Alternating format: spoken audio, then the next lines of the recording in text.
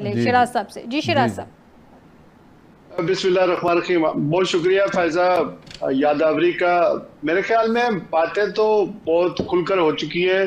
जी ये जो पंजाब है ना हमारा, इसकी कोई 12-13 करोड़ आबादी है, जो सूबे का तकरीबन आधा आप कर लें, पूरे पाकिस्तान का आधा बनता है, और इसके 10 डिवीजन है और 41 अजला हैं, और इसमें हर वोटर ने 8 फरवरी को वोट दिया या उससे पहले जितने भी इलेक्शन हुए उसमें वोटर वोट देते हैं और अपने नुमाइंदे असेंबली के अंदर भेजते हैं, और वो अवाम के रिप्रेजेंटेटिव होते हैं।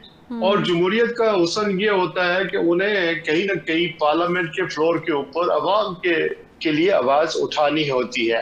यहाँ मसला ये है कि ये नहीं है कि ये कोई आइडियल सिचुएशन थी या ऐसा पहला कभी नहीं हुआ, या दुनिया के अगर बाकी असेंबलियों की कार्रवाई देखें, यूके के पार्लियामेंट की देखें, यहाँ जरा मौजूद तरीके से होता है, लेकिन एहतजाज जो ओपोजिशन होती है वो उल्लड़बाजी करती है। आप वाशिंगटन की बात कर लें, आप कहीं भी चले जाए दुनिया के अवानों में, आप अक्सर खबरें सुनते हैं अवान मछली बाजार बन गया, तो ये हर जगह ऐसा होता है। यहाँ पर मसला ये हुआ कि जनाब मोहतरमा मरियम नवाज साहिबा मैडम जो हमारी पंजाब की वज़ीर आला है, उनकी तकरीर के दौरान ये गुस्ताख लोग जो थे इन्होंने ये जुर्म किया है। और ये लेकिन शिराज साहब ऐसा पहले तो नहीं, स्पीकर ऐसा तो नहीं हुआ कि पहली दफा ऐसा हुआ है। माजी में प्राइम मिनिस्टर साहब को तकरीर नहीं करने दी गई, जरदारी साहब को नहीं तकरीर करने दी गई थी। मैं आता हूँ उसी तरफ आता हूँ। इनके दौर में आप ज्यादा दूर न जाए, 2018 को जब इमरान खान ने इलेक्शन पहली तकरीब अपनी असेंबली में की थी, तो इनका बिहेवियर कैसा था। आप पीछे चले जाए 90 की, आपने शायद उस वक्त साफत चुन न की हो, हमने तो वो दौर देखा था। इनके दौर में तो कुर्सियां चली है पीपल पार्टी और नून लीग के जमाने में एक दूसरे के ऊपर, और उस दौर में भी जो जुबान इस्तेमाल होती थी PML versus MQM, MQM versus PML, और पीपल्स पार्टी वर्सेस नून लीग, ये जो जुबान इस्तेमाल होती थी वो तो किसी तौर पर भी महज़ब माशरे का ऐसा नहीं हुआ। हमारी ये प्राइवेट चैनल नहीं थे। मजे की बात ये है कि ये पीटीवी दिखाता था और हम ये लाइव मनाज़र देखा करते थे और सुना करते थे। ये मलिक अहमद साहब जो है ये इन्होंने बहुत कम सजा दिया इन लोगों को। इन्होंने जो गुस्ताखियां की है मरियम नवाज के अगेंस्ट, इनको तो 26 लोगों को पाकिस्तान की शरीयत ही छीन लेनी चाहिए इनसे, क्योंकि इन्होंने वहां पर बात किया। अगर उन्होंने बदतमीजी की है, गालम गलौज किया है, तो बिल्कुल नहीं करना चाहिए था। उर्दू के मामले में हमारा माशरा वैसे ही सेंसिटिव है, लेकिन ये शिराज साहब आपको पता है आप क्या स्टेटमेंट दे रहे हैं? आप बहुत बड़ी स्टेटमेंट दे चुके हैं। डी सीटिंग कह रहे हैं नहीं, ये तो सजा है ही नहीं, तो ये फिर इन रिटर्न हम मलिक साहब को भिजवा दें कि इनकी शरीयत छीन लें। ये जो हाइब्रिड ये हाइब्रिड प्लस जो निजाम है ना, इसके अंदर भी छोटी सी सजा की तो शरीयत छीन लेनी चाहिए। देखिए इन्होंने ये गुस्ताखी तो कहाँ जाएंगे? क्यों है शरीयत छीन लेंगे तो कहाँ जाएंगे? देखिए ना, अब आप देखें कि ये मलिक अहमद साहब की मेरे दोनों मौजूद साथी तारीफ कर रहे हैं, ये बात दुरुस्त है, बड़े धीमे लहजे से बात करते हैं। और इनका ये इक़दाई इक़दाम न सिर्फ ये इंतहाई इक़दाम जो है वो पार्टी की प्रेशर से या हाइब्रिड प्लस ज्यादा पावर हासिल करने की खास के मुताबिक हुआ है। तो इसमें आप ये किस तरह जस्टिफाई खान साहब सारी पावर्स मौजूदा हुकूमत के पास हैं। खान साहब सारी पावर्स मौजूदा हुकूमत के पास है। मुझे तो ऐसे लगता है उनके पास पावर इतनी एक्स्ट्रा आ गई कि टकरे मारते फिर रहे हैं, अपने पावर हमने दिखाने कहाँ है। बिल्कुल देख लें मलिक अहमद साहब की प्रेस कॉन्फ्रेंस को, मलिक अहमद साहब की प्रेस कॉन्फ्रेंस के अगर नुकात देखें, उन्होंने भुट्टो का हवाला दिया, जुल्फ़िकार अली भुट्टो का जुडिशियल मर्डर हुआ, वो अनडू हो गया। नवाज शरीफ को उन्होंने कहा कि डी सीट किया गया था, नायल करार दे दिया गया था पानामा में, तो वो फैसला ओवर टर्न हो गया।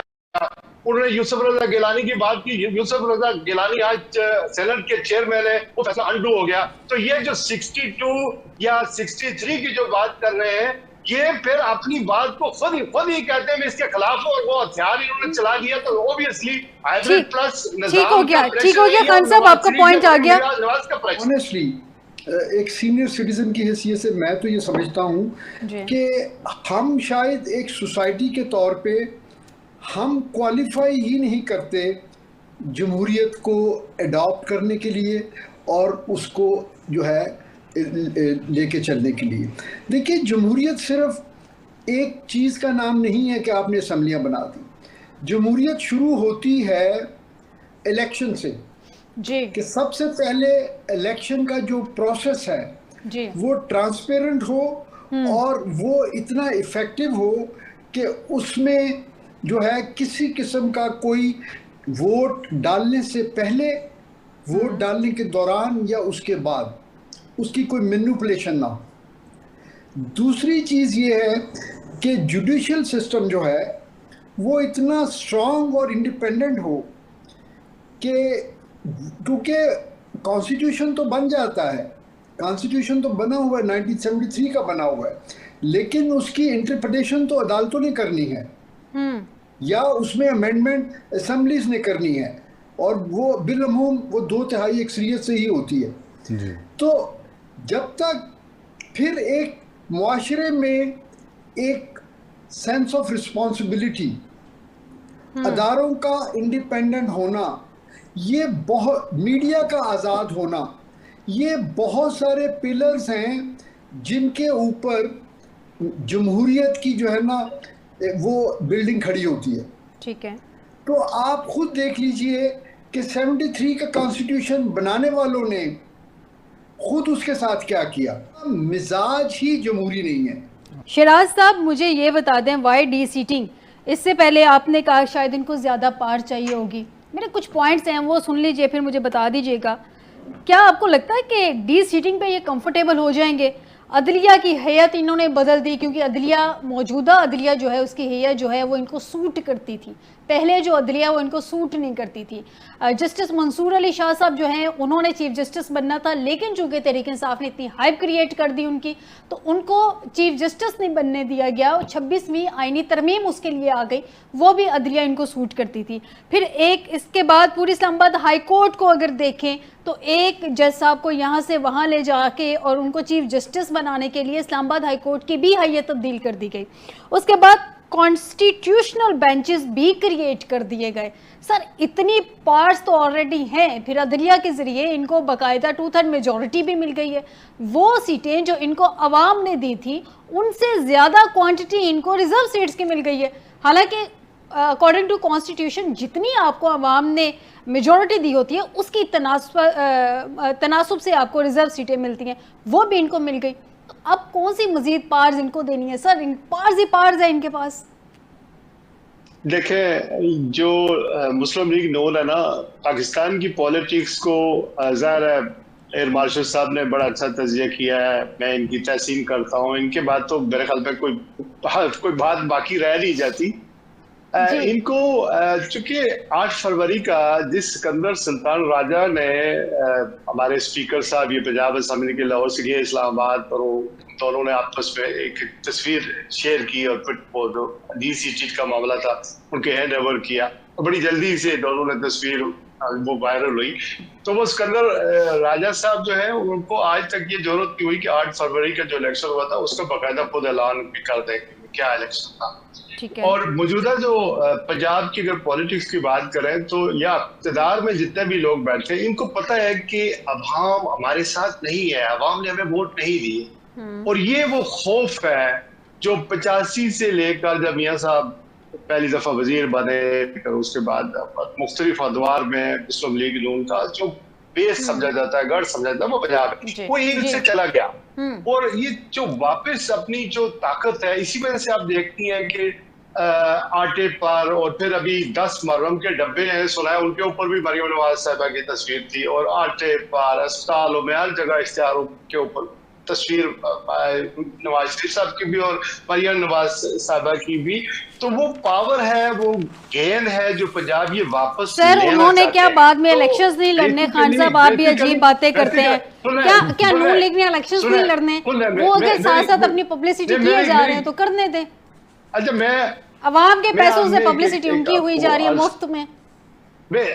सही, लेकिन ये अवाम को खुद ही इसका कोई ये देखे ना, अवाम को खुद ही इसका एहसास होना चाहिए, अवाम को खुद ही इसके ऊपर एहतजाज करना चाहिए, पुरअमन एहतजाज करना चाहिए कि हमारे साथ ये क्या हो रहा है और इस तरह के जो मामलात हो रहे हैं ये क्यों हो रहे हैं। तो ये बेसिकली वो चीजें हैं जो नहीं होनी चाहिए। देखें, मलिक अहमद साहब का जो कंडक्ट है ये डीसीटेड करने के लिए, ये लीगली हो सकता है इसकी कोई लीगलिटी में वो चीज गलत ना हो सकता है उनकी ये पावर्स हैं, लेकिन हम उस जो उन्होंने जो रेफरेंस भेजा है उस पर बात इस वजह से नहीं कर सकते, उनकी तफसीलात हमारे सामने नहीं आई है कि वो तफसील है क्या, उसमें उन्होंने लिखा क्या, किस बेस के ऊपर ये कर रहे हैं। लेकिन अखलाकी तौर पर या जो एयर मार्शल साहब बात कर रहे थे, डेमोक्रेसी में आपको कस्टोडियन ऑफ द हाउस अखलाकी तौर पर हाउस को चलाना होता है, और ये फ्रस्ट्रेशन है मलिक अहमद की या प्रेशर है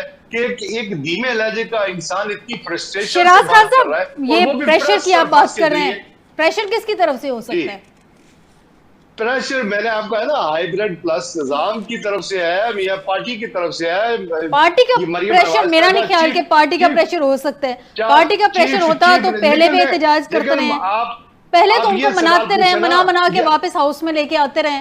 सब पार्टी का प्रेशर कैसे हो सकता है? ये ठीक है, देखिए ये बात अगर पंजाब की हद तक अप्लाई हो रही है तो आप मरकज में ये फार्मूला क्यों नहीं अप्लाई करते हैं? वहां तो आप ऐसा कोई इकदाम नहीं कर रहे, वहां क्या उलटबाजी नहीं होती, वहां पर क्या पर्चे नहीं फाड़े जाते, कापियां नहीं फाड़ी गई बजट की, वहां पर एहतजाज नहीं होता, स्पीकर का घराव नहीं होता, वहां भी हुआ है, तो आप वहां नहीं कर रहे हैं तो यहाँ सर मुझे याद है सदर आसिफ अली जरदारी साहब ने ज्वाइंट सेशन से खिताब करना था, मजाल है भाई उनकी तकरीर का कोई एक लफ्ज समझ आ गया हो, इतनी हुल्लड़बाजी, इतना शोर शराबा था उस दिन नेशनल असेंबली ज्वाइंट सेशन में।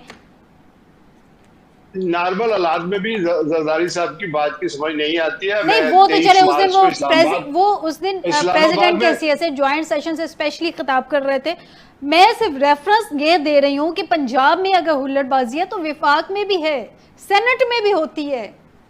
देखिए इन हालात में फायदा नुकसान किसका हो रहा है? नुकसान जमहूरियत का हो रहा है। एक दिया है जो टिमटिमा रहा है कि वो पार्लियामेंट, वो लोगों की जो असेंबली है वो इम्पावर होगी कभी जब सियासतदान आपस में मिलेंगे, जमहूरियत को आगे लेके चलेंगे। यहाँ पर ये है कि जो इक़्तिदार में आता है वो कहता है कि नहीं ये इक़्तिदार मेरा ही है और मैंने सदा यहाँ पर रहना है। चले सर जी लेने दें उनको अपनी जिंदगी, अगर वो चंद दिन समझते हैं कि उनका इक़्तिदार है तो जी लेने दें।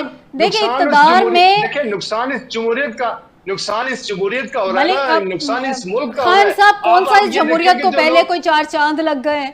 पहले भी तो जमहूरियत का नुकसान ही है ना। पिछले 77 साल से हमारा मुल्क नाजुक दौर से नहीं निकल पा रहा, ये जमहूरियत को नुकसान ही है। हर दफा इलेक्शन के रिजल्ट तब्दील हो जाते हैं, ये जमहूरियत को नुकसान ही है। मलिक साहब पहले कौन सा कोई टमटमाता सितारा बनी हुई है हमारी सो कॉल्ड जमहूरियत? नहीं तो अदारे जब मजबूत नहीं होंगे, पार्लियामेंट तो मजबूत कर रहे ना, जब इदारों के कंधों पे बैठ के आएंगे मलिक माजद के साथ खान साहब, तो फिर इदारे चले, बात किसी और साइड पे निकल जाएगी। गिलानी साहब किस कर्म से गुजरना है सर? सरप्राइजेस बहुत शुक्रिया। खैर डिबेट काफी मजे की थी लेकिन प्रोग्राम का वक्त खत्म हो गया। सर बहुत शुक्रिया हिस्नात गिलानी साहब आपका मुझे ज्वाइन करने के लिए, air vice marshal retired Ejaz Malik साहब आपका मुझे ज्वाइन करने के लिए, शिराज खान साहब आपका भी मुझे प्रोग्राम में ज्वाइन करने के लिए। नाज़रीन आज के प्रोग्राम से दीजिएगा इजाजत, बशर्ते ज़िंदगी आपसे दोबारा मुलाकात होगी, अपना ख्याल रखिएगा।